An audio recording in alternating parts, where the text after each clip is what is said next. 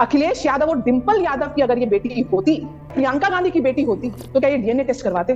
DNA से x identify हो गया, चलो। और भाई और जेड वहीं से अपना एक एक पान खाए और निकल लिए मोटरसाइकिल बैठ के। बोले मेरा तो डीएनए आया नहीं। ये हमारी पार्टी के नगर अध्यक्ष हैं और इनकी उम्र लगभग 70 साल है कि भैया मेरा डीएनए चेक करा लो, मैं रेप कर सकता हूँ कि नहीं कर सकता। अगर 100 साल का भी होता ना मिस्टर यादव और आपकी बेटी होती इसकी जगह, तो मैं आपसे पूछती कि वो क्या कर सकता और क्या नहीं कर सकता। आपको शर्म आती है ये बोलते हुए भी? बाबा ने भी यही ड्रामा किया था कि मैं तो बुढ़ा हूं, मैं तो चल ही नहीं पाता। लोग कुछ नहीं, उनकी शक्ल सूरत तो इस मोहित से भी ज्यादा गंभीर थी। उन्होंने कहा मुझे देखो मैं तो नारायण नारायण चल ही नहीं पाता। क्या संवेदना ये नहीं कहती कि राहुल जी या प्रियंका जी में से कोई एक जाता उस परिवार के पास?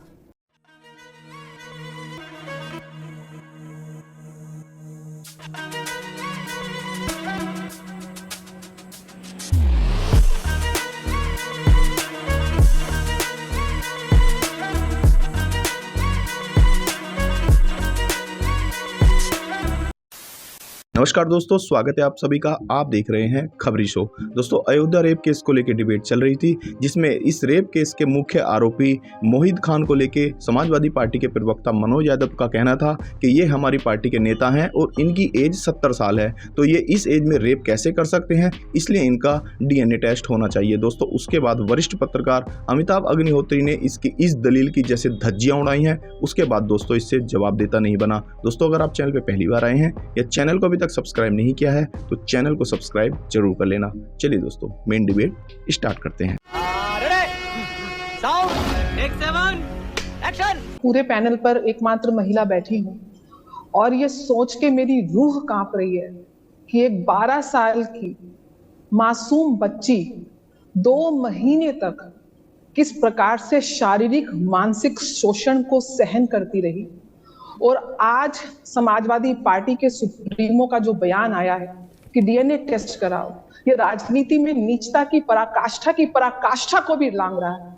मैं पूछना चाहती हूं, अखिलेश यादव और डिंपल यादव की अगर ये बेटी होती, तो क्या ये डीएनए टेस्ट करवाते? क्या ये प्रियंका गांधी की बेटी होती, तो क्या ये डीएनए टेस्ट करवाते?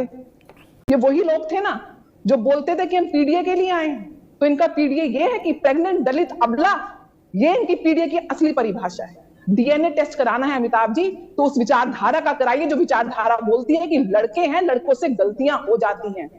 डीएनए टेस्ट कराना है तो उस विचारधारा का कराइए कि जो कहते हैं कि रेप के अपराधी को क्या मौत की सजा दोगे। डीएनए टेस्ट कराना है तो उस सोच का कराइए जो अतीक मुख्तार और ये राजू खान और ये मोहित खान जैसे लोगों को संरक्षण दे रहे हैं। डीएनए टेस्ट कराना है तो उस अवधेश कुमार के ट्वीट का कराइए जो बोलते हैं कि किसी निर्दोष को अपराधी नहीं मानना चाहिए, जैसे ये न्यायालय बन के बैठे हुए और एक रेपिस्ट को संरक्षण दे रहे हैं। ये जो मसला आया और इसमें जो आरोपी है, मुख्य आरोपी मोहित खान, उसकी और अवधेश प्रसाद की जो निकटता, और उसके बाद कुछ दिनों तक अवधेश प्रसाद का ये कहना कि आई डोंट नो, मुझे पता नहीं, क्या जबरन जवाब मांगोगे? जब मैंने कह दिया पता नहीं तो पता नहीं, जबरन तो सवाल नहीं हो सकता मुझसे। आज कहीं जाके जब इतना प्रेशर माउंट हुआ है तो सांसद जी ने कहा है कि भाई दोषी बख्शा नहीं जाए और हम लोग पूरी तरीके से खड़े हैं, और अगर फांसी संभव हो तो फांसी की सजा दो अगर दोषी पाया जाए। बलात्कार किस किस ने किया ये डीएनए से तो क्लियर नहीं होगा। अपराध बलात्कार बहुत विकट है भाई, छोटा अपराध थोड़ी ना है मित्र बलात्कार। डीएनए से एक्स आइडेंटिफाई हो गया, चलो। और भाई और जेड वहीं से अपना एक एक पान खाए और निकल लिए मोटरसाइकिल बैठ के। बोले मेरा तो डीएनए आया नहीं। That is not the case मित्र। वो बच्ची कह रही मेरे साथ सामूहिक दुष्कर्म हुआ। राहुल जी हाथरस की घटना घटी, ऐसी ही घटना है लोमहर्षक। राहुल जी, प्रियंका जी हाथरस के लिए निकल पड़े तुरंत, समाजवादी पार्टी हाथरस के लिए निकली और तमाम लोग निकले। इस गरीब परिवार के यहां भी जाना चाहिए था, अखिलेश जी को भी जाना चाहिए था, राहुल जी और प्रियंका जी को भी जाना चाहिए था। क्यों नहीं जाना चाहिए था? मोहित खान को कंधे पर बैठाने की जरूरत नहीं ना, उसने नहीं पाप किया है, छूट जाएगा। किया है, जाएगा, मरेगा, झेलेगा, क्या दिक्कत है? भारत को आजाद कराने की लड़ाई में तो अंग्रेजों ने उनका नाम लिखा नहीं है। ऐसे ऐसे लोगों के पीछे कोई नहीं खड़ा हो, मेरी मान्यता यह है। उनके लिए बुद्धि का उपयोग करके तर्क मत जुटाइए। गणित काम है आंख में आंसू लाने वाला और हृदय में अग्नि पैदा करने वाला काम है। जिनकी फोटो आप चला रहे हैं ये हमारी पार्टी के नगर अध्यक्ष हैं और इनकी उम्र लगभग 70 साल है।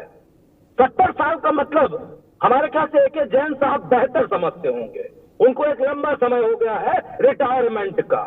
तो अब मुझे स्पष्ट रूप से कहना पड़ेगा, अगर कोई 70 साल का व्यक्ति जिसको रेप का आरोपी बनाया जा रहा है बयान के आधार पे, तो क्या वो अपने लिए न्याय की बात भी न करे कि भैया मेरा डीएनए चेक करा लो, मैं रेप कर सकता हूं कि नहीं कर सकता हूं, रेप करने के लायक हूं कि नहीं हूं?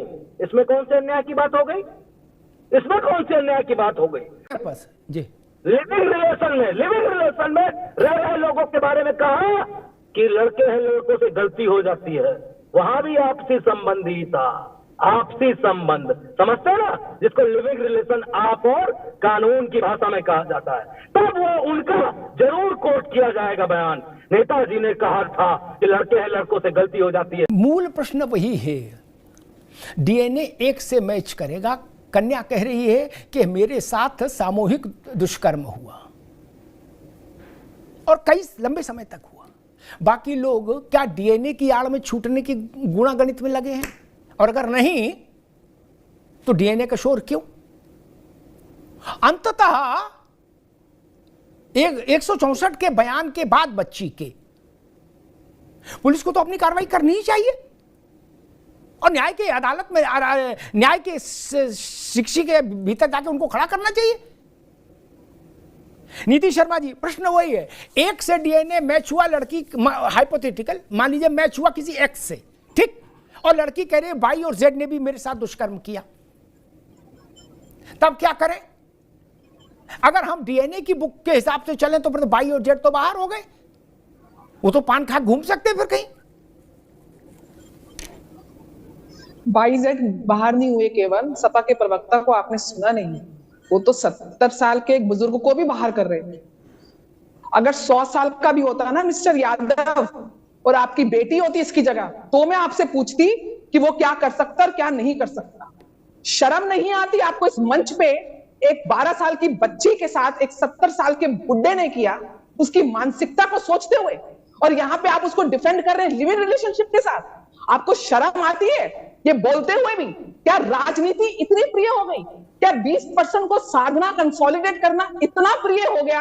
क्या सत्ता को सीट के साथ आपको चिपकना इतना प्रिय हो गया कि आप संवेदनहीन की भी पराकाष्ठा को लांग गए? मनोज यादव जी के लिए एक उदाहरण देता हूं। एक बाबा जेल में, बड़े नामी बाबा थे, देश भर में आश्रम थे, और जैन साहब, एक बार बाबा ने हमसे कहा था जब हम उनसे मिले, बोले इस जेब में यहां की सरकार और इस जेब में यहां की सरकार रहती है बच्चा। क्या वो जब गए जेल ऐसे ही कार्यक्रम में, तो उनके वकीलों ने भी कहा बाबा बूढ़े हैं। क्या 27 बार सुप्रीम कोर्ट में अलग अलग नामी गिरामी वकील जमानत की अर्जी दाखिल कर चुके हैं, करोड़ों रुपया खर्च हो गया, बाबा जेल से बाहर नहीं आया एक दिन के लिए भी। बोलो सियावर रामचंद्र की जय। बाबा ने भी यही ड्रामा किया था कि मैं तो बुढ़ा हूं, मैं तो चल ही नहीं पाता। लोग कुछ नहीं, मुंसिफ नहीं, हाई कोर्ट के जजों ने, भारत की सबसे बड़ी अदालत ने उसको जमानत नहीं दी। आज तक 27 बार जमानत रिजेक्ट हो चुकी। उनकी शक्ल सूरत तो इस मोहित से भी ज्यादा गंभीर थी। उन्होंने कहा मुझे देखो, मैं तो नारायण नारायण चल ही नहीं पाता। क्या वो भी गरीब परिवार की बच्ची थी। ये हाय विचित्र है, भस्म हो जाएगा, सब कुछ भस्मीभूत हो जाएगा इस हाय से, लेकिन उसकी देहरी तक जाना चाहिए था। अखिलेश जी को भी जाना चाहिए था और अवधेश प्रसाद को भी जाना चाहिए था। आपके इलाके की घटना घट गई, देश भर में उस पर आक्रोश है, चर्चा है। अवधेश बाबू के पास समय नहीं। राहुल गांधी, उन्होंने लोकसभा में एक चक्रव्यूह बताया, ठीक बात, ठीक बताया होगा, वो राजनीति अलग है, लेकिन क्या संवेदना ये नहीं कहती कि राहुल जी या प्रियंका जी में से कोई एक जाता उस परिवार के पास? नहीं। क्यों नहीं गए? इसके पीछे एक ही दृष्टि दिखती है, मोहित खान है इसलिए नहीं जाएंगे। क्यों? बोले दूसरे लोग नाराज हो जाएंगे। तुम्हें शर्म है? कुछ शर्म आया है? तो दोस्तों, अगर आप वरिष्ठ पत्रकार अमिताभ अग्निहोत्री जी की बात से सहमत हैं तो वीडियो को एक लाइक जरूर कर देना। वीडियो को अंत तक देखने के लिए आप सभी का बहुत बहुत धन्यवाद। मिलते हैं बहुत जल्द अगली वीडियो में, तब तक के लिए जय हिंद, वंदे मातरम।